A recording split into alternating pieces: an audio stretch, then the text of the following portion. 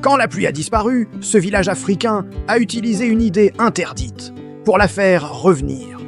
Imaginez un village en Afrique de l'Ouest où le soleil tape fort et la terre est éteinte craquelée comme une vieille poterie. Les puits sont à sec, les récoltes, un lointain souvenir. Chaque jour, les villageois levaient les yeux au ciel, priant pour une pluie qui ne venait jamais.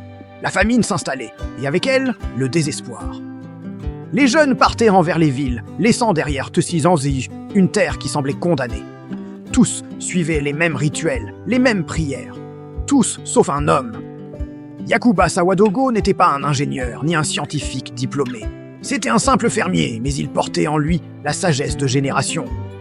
Pendant que les autres se lamentaient, il observait. Il se souvenait d'une technique ancestrale, une pratique oubliée et même jugée archaïque par les experts modernes. Le zai.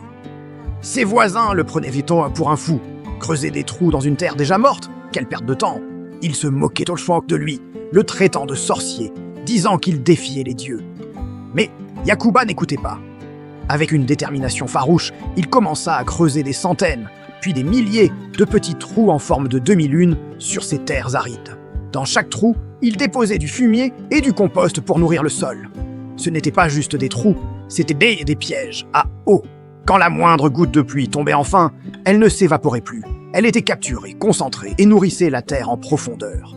Ensuite, il fit quelque chose d'encore plus audacieux. Il planta des arbres au milieu de ses champs. Pas n'importe quels arbres, mais des espèces locales capables de résister à la sécheresse, de fixer l'azote dans le sol et de créer un microclimat plus frais. Les autres secouaient en sa tête. Des arbres, en plein champ, il allait faire de l'ombre à ses propres cultures. Mais Yakuba savait que ces arbres étaient les futurs gardiens de son champ, protégeant le sol du vent et du soleil brûlant. Les mois passèrent. La saison des pluies fut encore une fois décevante. Les champs des voisins restèrent désespérément jaunes et poussiéreux. Mais sur la parcelle de Yakuba, un miracle se produisait.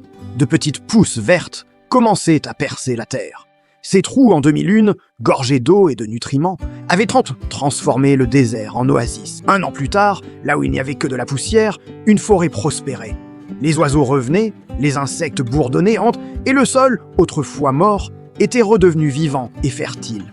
Yakuba n'avait pas fait revenir la pluie par magie, il avait réappris à écouter la terre. Son succès a inspiré les villages alentours. Les mêmes qui s'étaient moqués de lui sont venus lui demander conseil. Sa technique simple, basée sur l'observation et le respect de la nature, a permis de restaurer des milliers d'hectares de terres dégradées et de nourrir des centaines de milliers de personnes. Ce n'est pas une histoire de hasard ou de miracle,